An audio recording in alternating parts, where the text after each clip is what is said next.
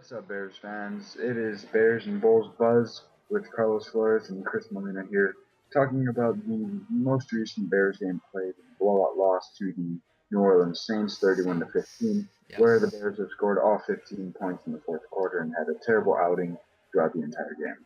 All right, Carlos, what are you feeling about in those first three quarters of the Bears when they only play their best football at the end of the game? How do you feel? But the game, I feel like I reached a point where if Jake Cutler throws an interception, I'm like, hey, go defense, just go, get the ball back. But they don't get the ball back. They score. So yeah, I reached a point where I'm not surprised if Jake Cutler throws an interception.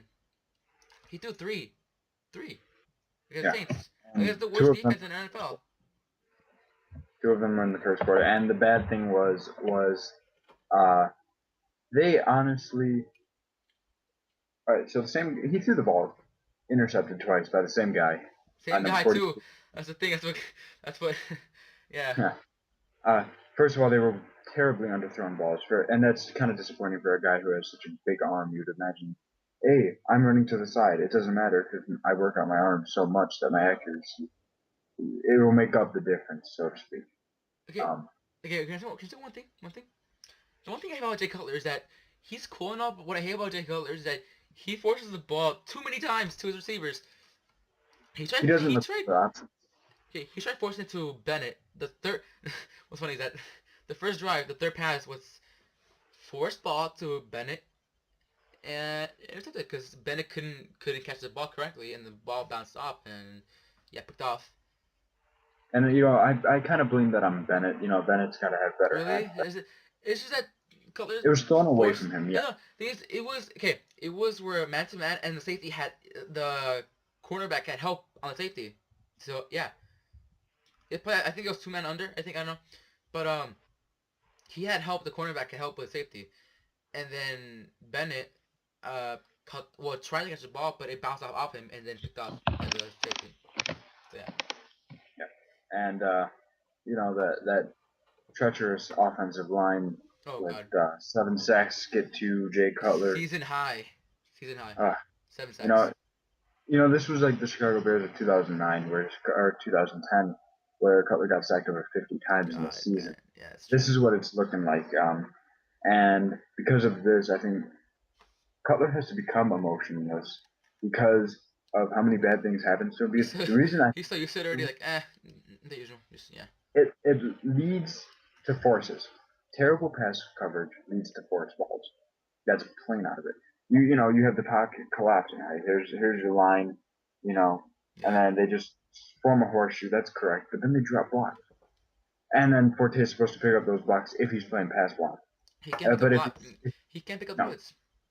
no, and that's the problem. You call his Cutler, hey, we're breaking down, do something. So Cutler has to force the ball up the field because there are never any checkdowns with the offensive playbook that we have. I reached the point where I literally hold my breath when Clay throws the ball.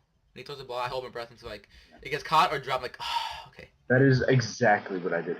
Every single pass. He threw over 30 balls in No, that game. I actually have the stats. 13 for 27. Okay, so every single one of those 27 footballs thrown, Were they I was forced? holding my breath. I Were was either holding. forced, were forced, underthrown, or overthrown.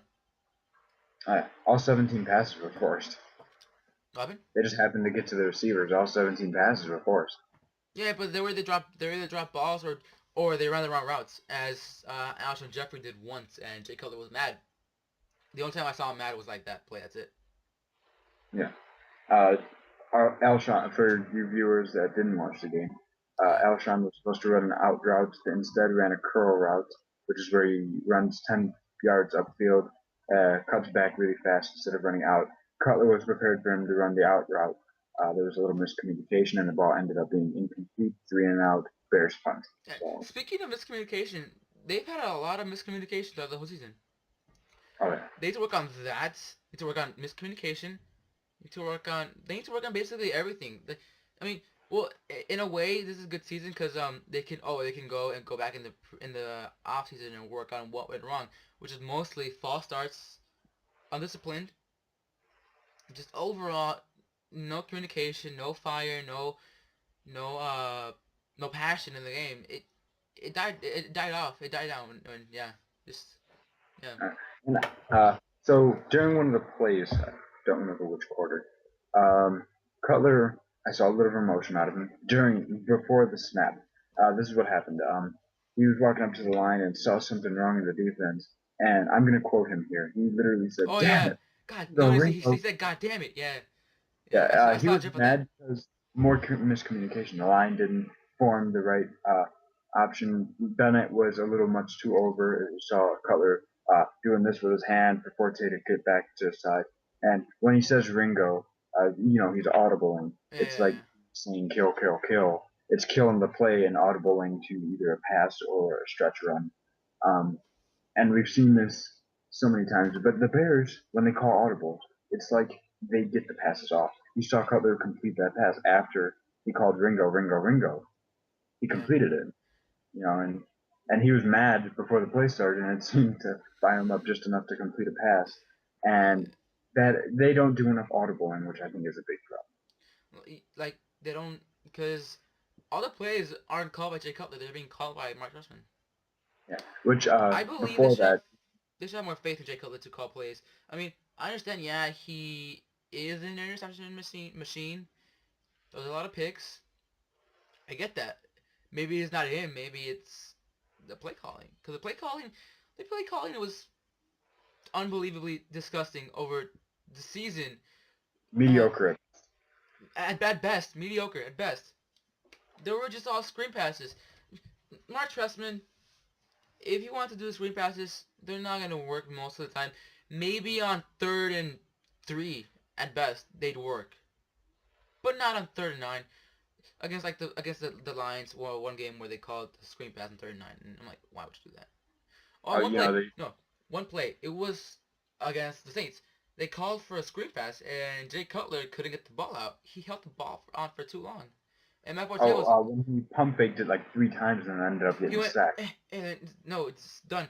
Just get rid of it. If you don't see them open, just get rid of it. Come on, don't take a sack. Just don't. Just get rid of One it. of the better veteran plays from Jay Cutler last night was the ability of when he got spun around in a sack Oh yeah, and yeah, ended yeah. up on the ball at least at the ground. He took the incompletion, didn't get sacked. He got hit hard. He really did, and he made the veteran move of getting rid of the ball. But I Because think he's very athletic he to do has the that. problem of consistency. He cannot stay consistent, and he could be a very good quarterback. We've seen his accuracy; it's pretty good. We've Oh seen his yeah, arm. he has a very He's strong got the arm. best arm in the NFL.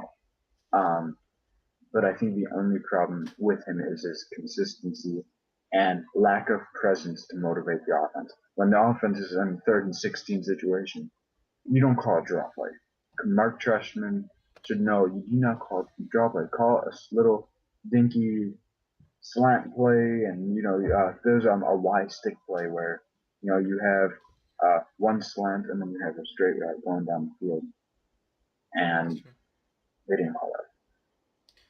Yeah, but and like another thing is that the defense has to step up and like try to stop like the run. They couldn't stop the Saints on 3rd and long, and 3rd and long is where you stop them on like usually. But Drew Brees being Drew Brees, gets them at 3rd and 7. And yeah, I'm telling you about the first quarter stats. I love stats. What the heck? What? Oh, full screen. God damn it. But yeah, Jake. Hold on, let me pull out my stats sheet here. Okay, Jay Cutler. First quarter stats. 5 attempts out of 2 out of 5 completed. 2 completed, 5 attempts. Sorry. 17 yards, 1 interception. First quarter. First quarter. Now Drew Brees, 5 for 6, 111 yards. 111 yards. Yeah, and he had it. That's outstanding. That's very. Two That's touchdown actually good. passes, touchdown pass, I think, somewhere in there. One or The two. first I think quarter. Robin. it was one. I think they scored one No, no, no, no. touchdown. Yeah, they scored at the beginning of the second Oh no, quarter. they did not. They did. Yeah, they scored literally at the beginning of the second Yeah, two. Yeah, I forgot what receiver, but yeah. quarter. Halftime stats were even worse for Jay Cutler. They got worse until the fourth quarter, where they eventually sort of rallied to score points. Yeah, at the end of the Yep. game, Some Jay points. Cutler. Yeah, but at the end of the game, Jay Cutler 13 for 27, 278 yards, 2 touchdowns, 3 interceptions. Drew Brees 29 for 36, 375 yards, 3 touchdowns, and 0 interceptions. Yep. Well, that's just That veteran. is amazing. That's just That's good these. quarterback. It That's good actually quarterback. it's a consistent one too. I don't get how defense. I don't get how the Saints are what they are right now with the kind of quarterback that they have. Probably the defense probably. But yeah, there's that. Matt Forte didn't. Matt Forte didn't even reach 100. Okay, my key to win was to give the ball to Forte. Feed him the ball. He is the workhorse. He didn't have above 100 yards. He was below 100. One last point to make before we're done here Yeah. on this video is two points I have to make. Hmm? One, Jay Cutler has to get better over the season, He of the has off to get season. better.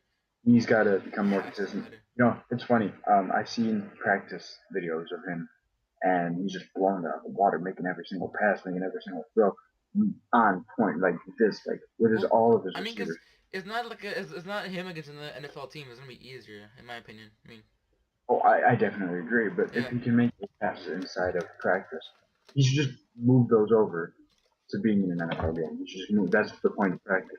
If they tell you to throw a low ball to Alshon, like they did on the slant play during the Saints game, it was a slant, and he threw it low to Alshon, perfect placing, everything like that. Had Alshon go down and get it, it was a perfect pass. Why don't they do more of those? That's what Cutler has to do. Number two,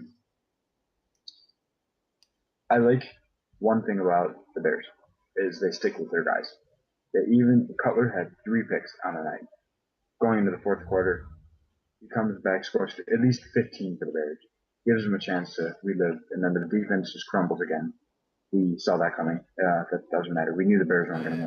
win. Cutler at least rallied them to a couple touchdowns, made them feel, a little bit better than how they were doing. You know, at a certain point there, I was like, hey, Clausen, maybe it's time for you to get in the game. But Oh yeah. they No, they stuck with kept Jay Cutler in that game for too long.